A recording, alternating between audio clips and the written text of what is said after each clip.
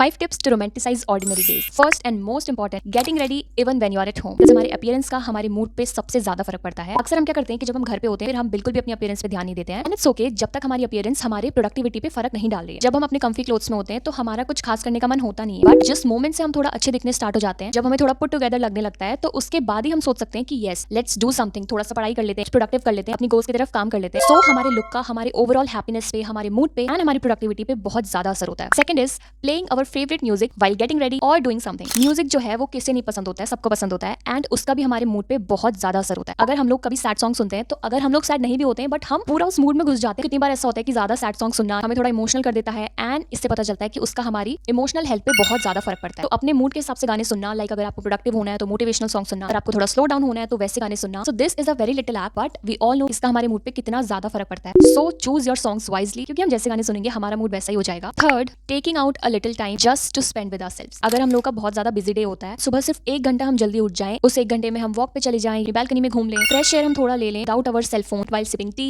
Coffee और anything. सुबह 10-15 minute अपने लिए निकालना बिना सेल फोन के can do miracles. Just try it once. Fourth is making simple task feel special. अगर हमको रीडिंग करना पसंद है तो रीडिंग करना while sipping your favourite tea and अपने रूम का एम्बियंस चेंज करना and really change our mood. एक छोटी सी रीडिंग हैबिट को हम अपने पूरे मूड को चेंज करने में कैसे यूजफुल ला सकते हैं is by romanticising it. And if you like journaling तो जस्ट कहीं पर भी जर्नल ना करके एक अच्छी सी डायरी मेंटेन करना, ताकि वो आपके लिए एक लाइफ टाइम की मेमोरी बन सके। कि अभी जो हम लोग जर्नल करते हैं भले हमें ऐसा कुछ खास रियलाइज ना हो, but just think this way कि जब हम उसे 10 साल बाद पढ़ेंगे कि 10 साल पुराने हमारे वर्जन ने क्या चीजें लिखी थी, कब हम परेशान थे, तो हमें कितनी ज्यादा हंसी आएगी एंड वो कितना ज्यादा इमोशनल मोमेंट होगा। So yes, small acts like these can make you romanticise your ordinary days. Now fifth, very very very important, ending the day with gratitude. हमारे पास जो जो चीज है उसके लिए ग्रैटिट्यूड शो करना, उसके लिए भगवान को थैंक यू फील करना इज रियली रियली गुड। अगर हमारे पास जो चीजें हैं हम उसके लिए थैंकफुल होंगे तो इट्स अ फैक्ट कि हमें यूनिवर्स के थ्रू और ज्यादा ब्लेसिंग्स मिलेंगी। ऑल्सो इसका हमारे डे टू डे मूड पे भी बहुत ज्यादा फर्क पड़ता है। फॉर एग्जाम्पल, कोई भी बंदा है, उसने आज सुबह से शाम तक का भले 2 ही टास्क कंप्लीट करे, लेकिन उसने लास्ट में उसे अपने प्रोग्रेस चार्ट पे नोट किया, उसने उस पॉजिटिव साइड को देखा कि एटलीस्ट मैंने अपने 2 टास्क तो कंप्लीट किए, तो कल ऑब्वियसली और भी ज्यादा मोटिवेशन से उठेगा कि कल मैंने 2 चीजें कंप्लीट की थी, तो आज I will try to complete 3 task. और दूसरी तरफ कोई और बंदा है जिसने कि कल वो 2 टास्क कंप्लीट करे, लेकिन इतना ज्यादा उसने अपने मन में गिल्ट रखा कि मैंने सिर्फ 2 ही चीजें कंप्लीट की, मेरा तो कुछ हो ही नहीं सकता, ब्ला ब्ला ब्ला। तो अगले दिन जब वो उठेगा तो उस पर क्या ही मोटिवेशन रहेगा, क्योंकि वो ग्रेटफुल ही नहीं है अपनी कामों को लेकर। So always be grateful for what you have and what you are capable of doing. So these were the 5 ways. Thanks for watching. Bye.